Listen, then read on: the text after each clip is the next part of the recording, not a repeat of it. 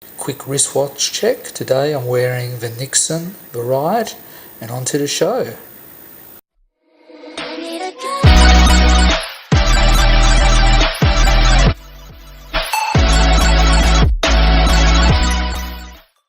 Good day there viewers, this is Cliff from Vintage Time coming at you from the land down under, Australia, and today we will be looking at the Nixon Quatro, and you often see these on eBay. I bought this for $40, which I thought was not a bad buy, but they're fairly easy to get. So let's move on to the first thing, a weight test.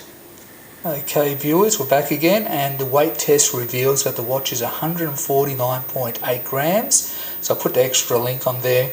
So a lot of these Nixons are sort of coming up around 150 grams, so it's not a lightweight watch. But then, you know, you kind of expect the fairly heavy watches over 200 grams.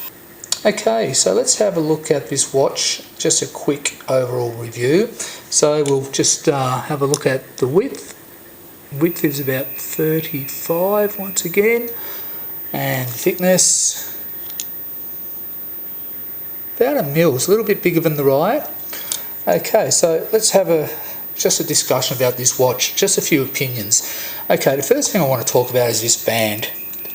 Really don't like the band. I mean, I wear this watch, I like this watch, but it's not an everyday watch I would wear for a whole week. I'd wear it for a day, put it away, then a week or so later I'd wear it for another day. I really don't find the band very good, and whoever designed the band really sort of needs to review their designs. This has no flexibility, it's quite stiff and rigid on the wrist. And the watch in general would suit, I think, a bigger, larger wrist. So if you had enough links, it would probably be quite a good watch to fit a large wrist.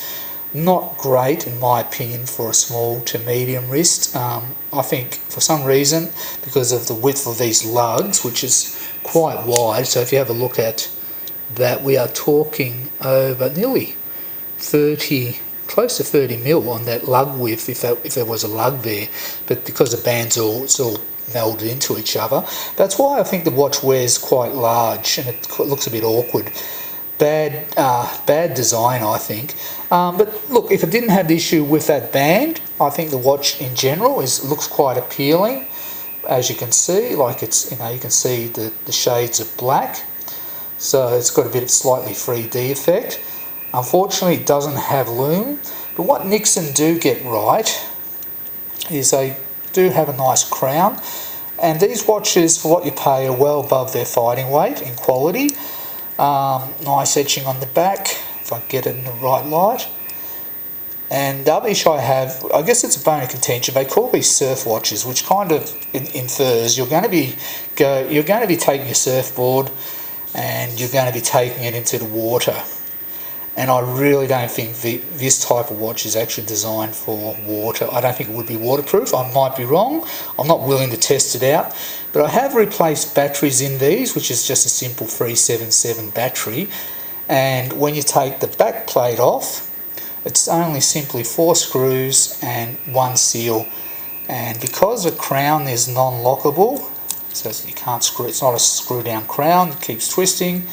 I really see issues that water can actually get into the crown. So if I pop that crown, you know, it wouldn't seal. It's no seal there really at all, in my opinion.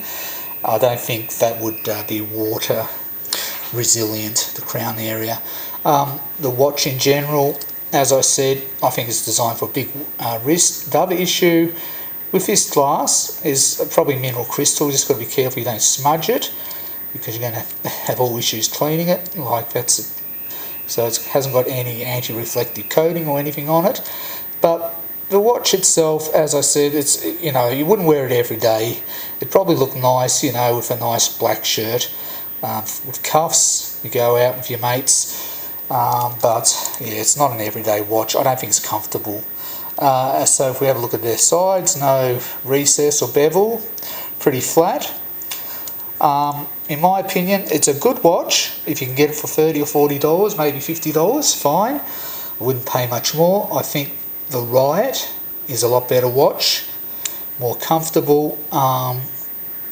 So generally speaking, I think, you know, this is a nice watch, but I think Nixon have done far better designs. In my opinion, this is a poorly designed watch, only made to be worn once in a while. So that's my general review.